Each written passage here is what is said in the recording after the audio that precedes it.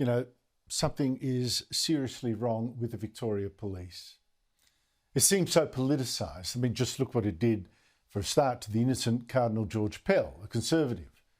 Now, to me, Victoria's police seem to treat Pell from the start as a pedophile, even advertising for so-called victims before it even had a complaint. Got an innocent man sent to jail before the High Court finally stepped in and said he was the victim of an injustice. Well, now, another example. More minor, you might say, but still very disturbing for me. And it's an example for which the police have finally apologised, although still not explained. It has apologised to a journalist, a right-wing journalist, Avi Yemini, for 3 times now wrongly arresting him as he was trying to cover protests in Melbourne. The apology reads, on each occasion, Mr Yemini was wrongly arrested and detained by members of Victoria Police while reporting for Rebel News. Victoria Police sincerely apologises for the hurt and embarrassment suffered by Mr Yemini. And I've got to think, wait a minute, wrongly arresting the same reporter not once, not twice, but 3 times? What is going on? And why is the media so uninterested in what seems to me another example of the brutal authoritarianism of the Victorian Labor government and its minions? Let me show you these 3 arrests before I talk to Avi Yemini. 2 years ago, Yemini was interviewing people at a so-called Invasion Day protest on Australia Day. Some of the protests were a bit feral, yet police arrested not them, but Yemini. You're bashing me, missus. I need you to keep walking. I'm good. I know you are. If they're getting violent, so I'm being arrested for my own safety. Then, in September that year, police arrested Yemini again, this time quite physically, quite nastily, and at a protest against the harsh virus lockdowns. I am media. I'm media. I've got my permit in my pocket. My permit is in my pocket. And then, on Australia Day last year, Yemini was again arrested when he interviewed protesters at another Invasion Day rally. Police marched right up to him as he peacefully interviewed people, and without explaining why, what right they had, threw him into a police van.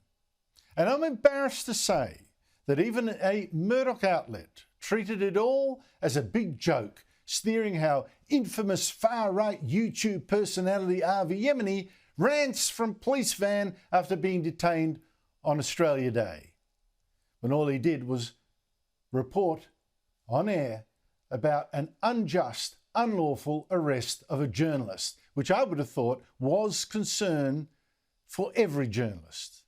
But each of those arrests, you know, they were unlawful. A serious attack on free speech and a free press. And after 2 years of fighting in the Supreme Court, Yemini has now won that apology from the police. And he joins me now. Avi Yemini, congratulations, but let's go from the start. Why were you, in fact, arrested? Thank you, Andrew, for having me. And I guess it's pretty simple. In each of those protests, it was either easier to get rid of me because tactically I was being mobbed by violent leftists, and they thought, well, we're not going to deal with the criminals. We're going to take the one person out of this situation who's lawful. And in the other situation, they just didn't like what I was reporting, and they knew that they had the media class on their side. So I was kind of alone, and I've been alone until Rebel News actually created a legal fund for me where our viewers paid to go to court. And like you said, we fought for 2 years for police to give this simple apology, which is what I wanted from day one, Andrew. And I only wanted it not to feel good and vindicated. I wanted it so that I could continue to do my work freely. And, you know, I'm going to carry this apology in my pocket every time I go to protest now, so that if one of the Victoria Police members haven't got the memo, I can make them read it, and I can say to them, this time, I'm not going to settle at an apology. I'll take your badge. Because it is an attack on free speech, and you're right. Yeah, the you say, entire media I class like is your suddenly faith. quiet.